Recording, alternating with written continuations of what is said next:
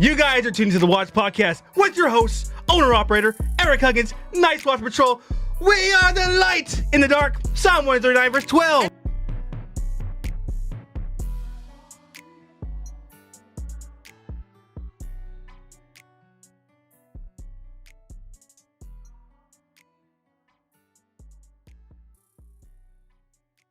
And who are you? You. No, not me, you. Yes, I am you. Just answer the damn questions. Who are you? I have told you. Are you deaf? No, you is blind. I'm not blind, you blind. That is what I just said. You just said what? I did not say what. I said you. That's what I'm asking you. And you is answering. Shut up. You. Yes? Not you, him. What's your name? Me. Yes, you. I am me. He's me. And I'm you. And I'm about to whoop your old ass, man, because I'm... What's going on, guys? You guys are tuned to the Watch Podcast. I don't know where you guys live at, where your guys' demographic is at, but one thing that private security, one of the challenges with private security is overcoming language barriers. Now, it depends on the demographic that you're in, but private security guards have a problem linguistically communicating with those that are not of the same race or culture or language. And I think in the world of private security, communication is already an issue that private security guards, officers have with the public. And to tack on another communication struggle, dealing with of those of not of the same either ethnic background, cultural race, or even this mainly more so the language. And you know, in our work line of work, it's our job to just maintain that peace and understanding, and understanding the practical tips, the common phrases, and the universal gestures may help navigate a lot of the challenges that private security guards are having with the public. And you know, before we dive on this, you know, I had a recently I had a guy looking for a job, you know, and if you guys know me, we employ armed guards at times, and I had a guy that called me, and the guy called me like 3 or 4 times. He came to my office. He left a note on the office manager's desk. I mean, the guy was really, really serious about his workload. And so one day, you know, I got a phone call. I never checked my voicemails. And so one day I finally checked my voicemails from this guy. And he was Indian. Not Punjabi.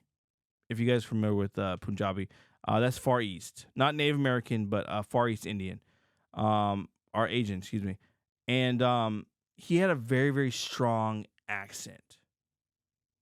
You know, he says, "Hey, I'm looking to see if you guys were hiring for armed security." And when I heard how thick his accent was, I said, "No way." Because in my experience in working private security, if there's a language barrier and you got a guy wielding a firearm, that conversation can go very, very quick. You know, not to say this guy was going to be that guy to do something like that, but I was more concerned because if I deployed him somewhere where he's dealing with the public, there's going to be a language barrier, okay? And I don't want a man that's wielding a firearm to be involved in a verbal confrontation with someone because they did not understand each other. Like, there's language barrier. They didn't understand, like, hey, no. And the guy says yes. And the person says no.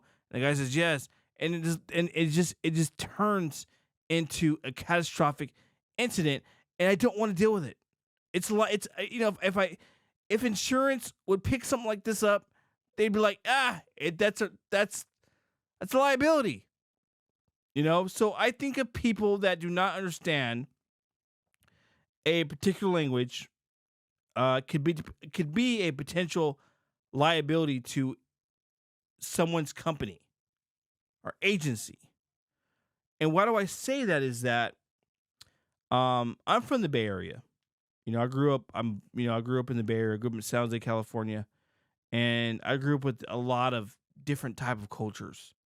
I was around Hispanic, I was around Punjabis, I was around Hindus, I was around Vietnamese, Cambodian, Chinese, Korean. I mean, everybody. Okay, and that's a big demographic. That's the one the most that you'll see out in the Bay Area. Now more you just start to see more Armenians, speaking Arabic, and that's a big thing too. Um, and so when I got this call from this guy, he says, "Hey, I'm looking for security." I just I heard his strong accent. I thought to myself, this would not work. in my in my opinion, you know. And I've watched a lot of YouTube videos of these. You have these what do you call them? First Amendment auditors that are targeting certain buildings, certain secured areas where a security guard is patrolling there, and that security guard happens to be of a different ethnic race. One guy was in Koreatown. So, security guard is a Hispanic guy. I mean, sorry, excuse me. The First Amendment auditor is a Hispanic guy that speaks English, that barely speaks English, and you have a guy that's Chinese and he speaks very little to no English. All you can hear him say is "go, go, go." And so, is there a language barrier there? Absolutely. The fact that that tyrant of a First Amendment auditor was there harassing him and even poking fun at his language bothered the hell out of me. I'm going to play that video too.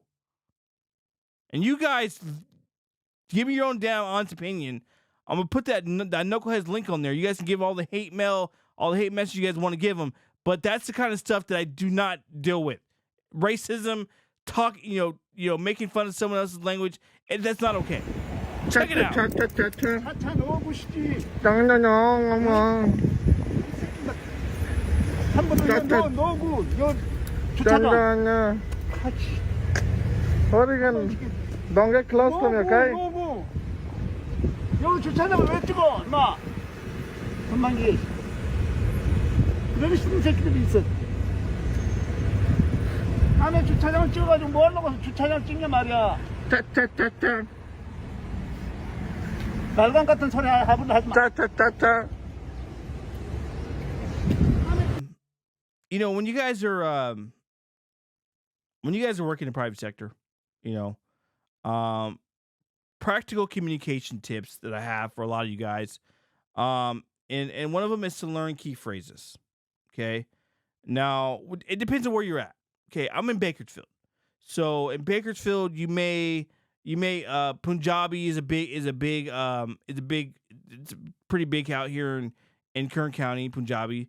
Then you also have a Mexican, the Hispanic culture that speaks Spanish. So learning Spanish and learning Punjabi here in Bakersfield is probably a good deal. Okay, because when you guys work the private sector, you guys get called for a lot of these particular places where you guys are dealing with a lot of different ethnic groups. Now, I worked a lot of Hispanic nightclubs, so I was always working at where the primary language, acceptable language was Spanish.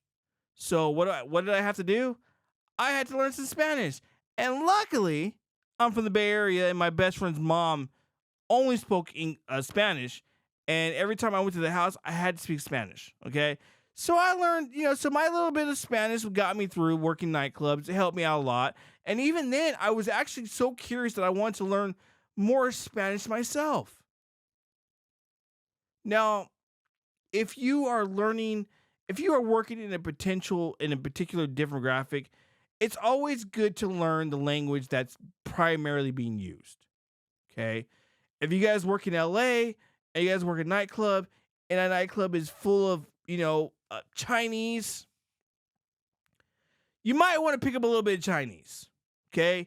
You don't have to sit there and learn the extent of their language, but it's good to learn a couple keywords. Hello, hi, how are you? If you work at a nightclub, I'm gonna pat you down. Can you please bend over? I'm bend over. Boy, weird. Can you please turn around? Please empty out your pockets. Little keywords like that to help you get through the night. Okay. You don't have to sit there. You don't have to sit there and have a conversation with them. If you can, if you can't, you don't have to sit there and talk to them all night. You give them those keywords. Hi, how are you? Hello, bye. Pat you down. Have a good night. And then when they leave, you tell them have a good night again.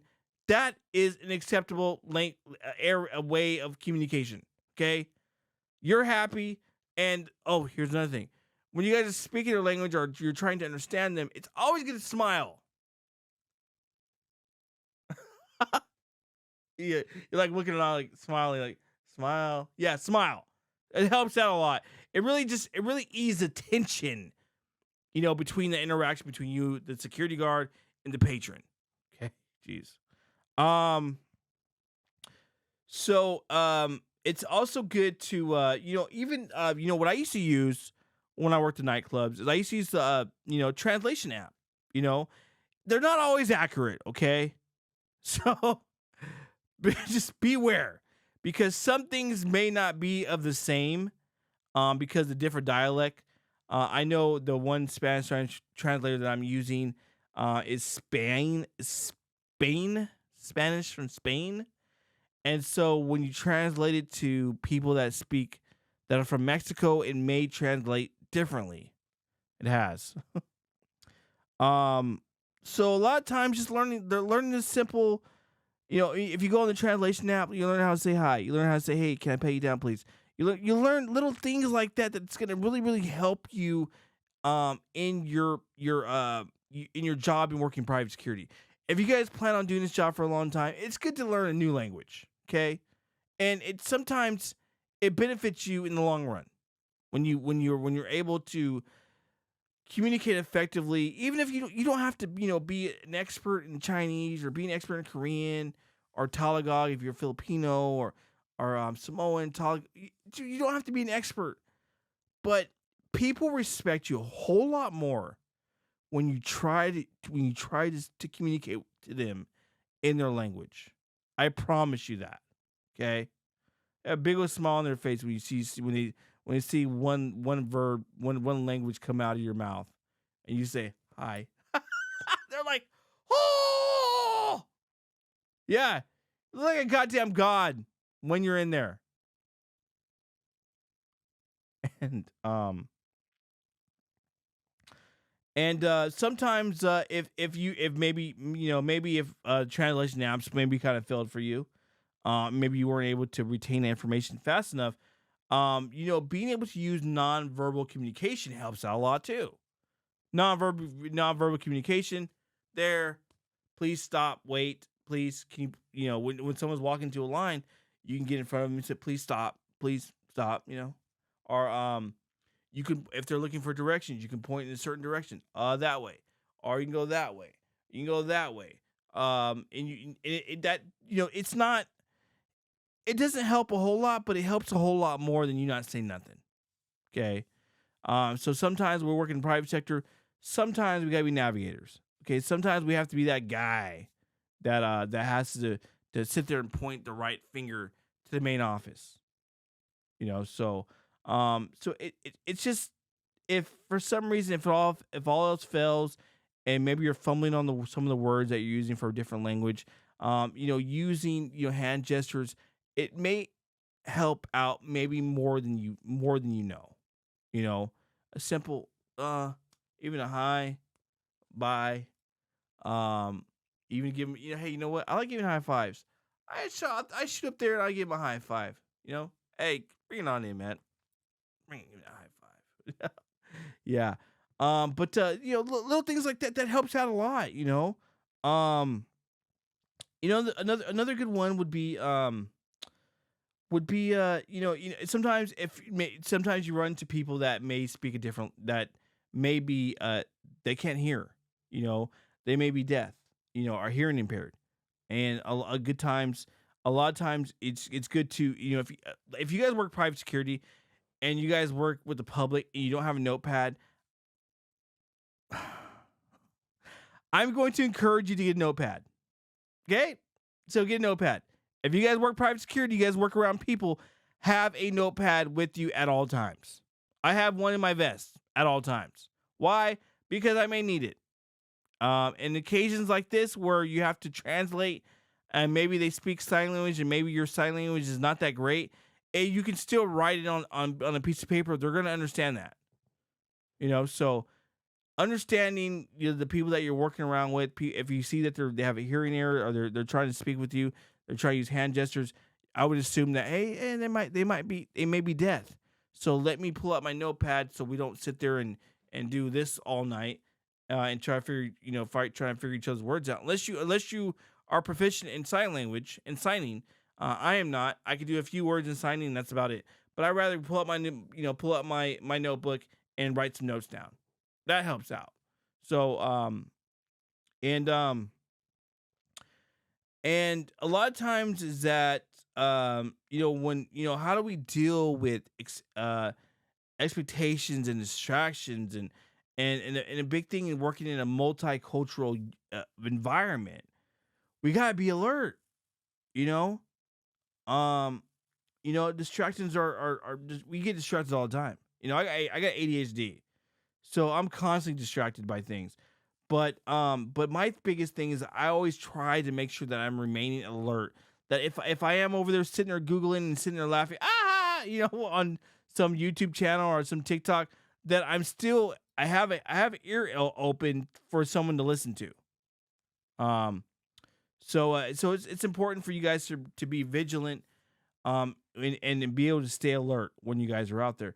And a lot of times when you guys are dealing with people that are that are not necessarily from here, it's really really good to verify information. If you think that maybe they're deceiving you, or you don't understand something, it's always good to ask for clarification, or have them use other means of verifying information. Okay, so if you guys work hotels, you guys work the airports, yeah, sometimes information can be deceived because they know that you don't speak that language, and so a lot of times they're gonna take advantage of it, and they're going to use it against you. Yeah. So it's the biggest thing is to be able to understand the people, understand the demographics that you guys are working in, and understanding that yes, we have a job to do, but our main job is obviously going to be our security. But another thing too is understanding that that when we are working these particular jobs, that we are being sensitive to their um to their culture. Um and so what happens when we hire security guards who don't speak English fluently? Um a lot of times that right there can pose a lot of risks and challenges. And language barriers can be overcome with proper training and support, but understanding the risks that come along with it is huge. Like I told you guys, like I had I before earlier, I told you guys a guy had called me looking for a job. He seemed to be like he was an Indian guy. He had a very very thick Indian accent, and he was an armed security officer. Now, I would love to have hired him, but I don't work in a demographic that deals with a lot of Punjabis. So that means he's going to be in a particular area where he may not have very, very little to no interaction as an armed guard, and someone may come in and he may not assess the situation correctly, and which may lead to a physical altercation, It may lead to him pointing his gun at somebody. There's so many risk factors laying on this to where I feel uncomfortable hiring someone that is not proficient in English. Okay. Because like I told you guys this before, that working in a security demographic, communication is huge. And a lot of times communication with security guards is always overlooked. But in this, when you're dealing with someone that you hired that does not have that English for them is not a first person, that they didn't that English is their second language, communication in the operations, especially during emergency situations, um, or critical situations, their language can be a hindrance to the communication between the security guards and the staff members and the public. You know, a lot of times there's going to be a lot of misunderstanding that's going to occur. They're gonna be confused. There's gonna be a lot of delays in the response and ineffective handling incidents. And the reason why there's an ineffective way of handling incidents is because, one, they don't speak the same language as the other person is, because you're hiring somebody that speaks that English is not their first language. So then you're gonna have limited and understanding instructions. So when you give them post orders, you say, hey, this is what we do. They're gonna and you don't speak their language. You're gonna have a lot of trouble being able to give them understanding to the instruction that you're giving them. You know, there may be some misinformation, and it may compromise the ability to carry out the duties effectively. So if your client's hiring you to do activity reports every day and fill them out every day for 8 hour period, and your guard is not proficient in English, it's going to hinder your process and your operations in the company, in the business that you're trying to do. You know, because then with that comes with difficulties in reporting and documentation. If you're not proficient in English, how do you read and write a report to where the reader is reading and they understand it? You know, because a lot of times, you know, as I work private security, and we do a lot of incident reports, we do a lot of activity reports. Now, security guards have to provide detailed incident reports. Okay, I know my people, my staff, I require them to provide, you know, adequate incident reports where it's clear and concise to where the reader that's reading it can understand it when they get the report in the morning. You know, and limited English proficiency can result in incomplete and inaccurate reporting. And you're going to read it, you're going to sit there and you spend, if you are an operations manager or you own the company and you have to go through everyone's reports, you're going to be constantly changing their reports and editing. And it gets to the point where, like, when you realize, you look at the clock, you're like, gosh damn, I've been going through this report and I've been rewriting this report for the last hour. Why am I not getting paid for this and this guy is? So that's why it's important to make sure that you have someone that's proficient in being able to document. So that's where you got to find a home for this particular employee that maybe their English is not their first language. You already know they can't they can't effectively write a report. So where can you put them? You can put them in an area where they have very little contact, or you can put them in an area where that particular area calls for an Hispanic guard or someone that's more proficient in Spanish, or you find an area where they're more proficient in Punjabi, or you find an area where they're more proficient in Korean or Chinese or Tagalog or their other languages. Finding a home for them that fits, because if their first language is not English, it's going to be very, very hard for them to be able to be effective on that particular property that has people that the primary language that is spoken is English. And what is going to happen when you hire someone that doesn't speak that that English is not their first language, you're going to have some customer service issues.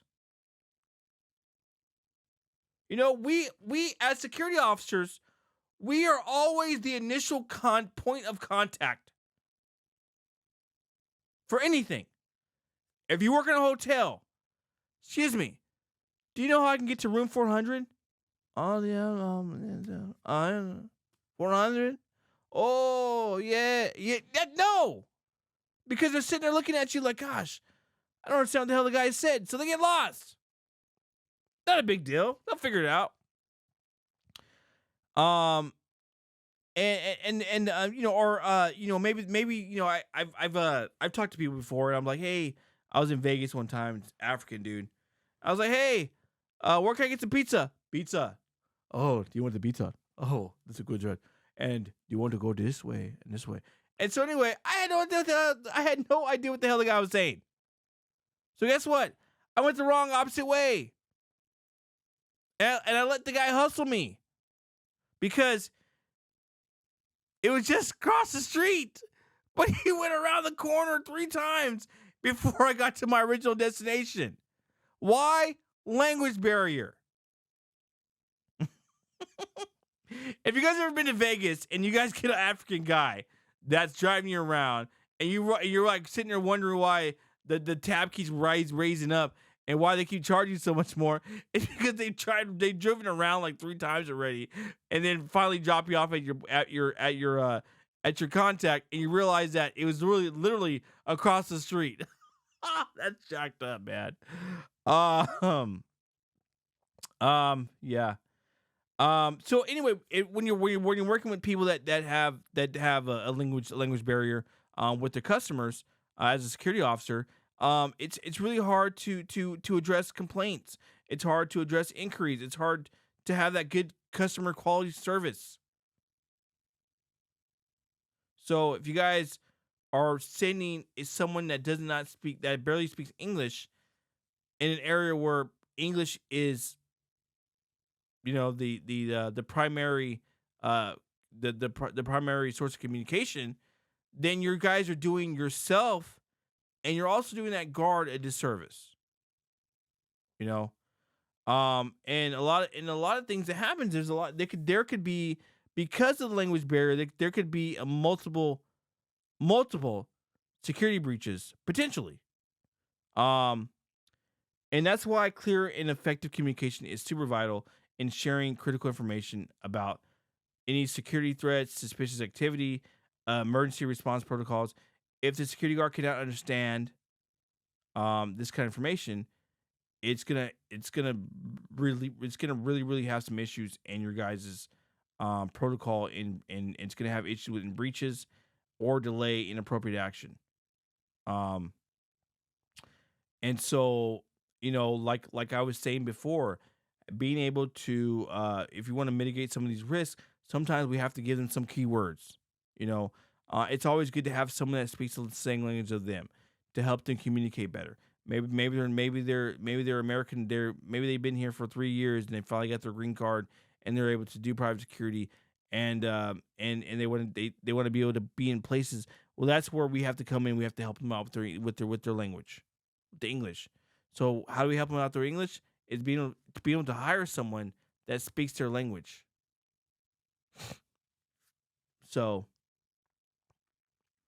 if you guys have people in your group or on your squad or your team that are not very good at English, and you don't have anyone to help translate that, then you guys need to find someone or hire someone that works in that particular demographic that could be a translator for that security guard that you guys hired, so that way they could be effective.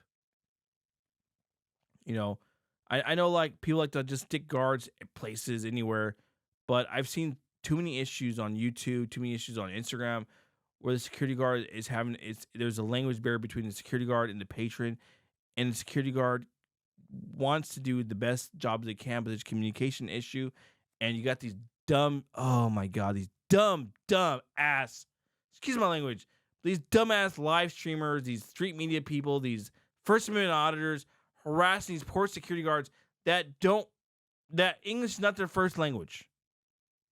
So, If you guys, like I said, translators are always good.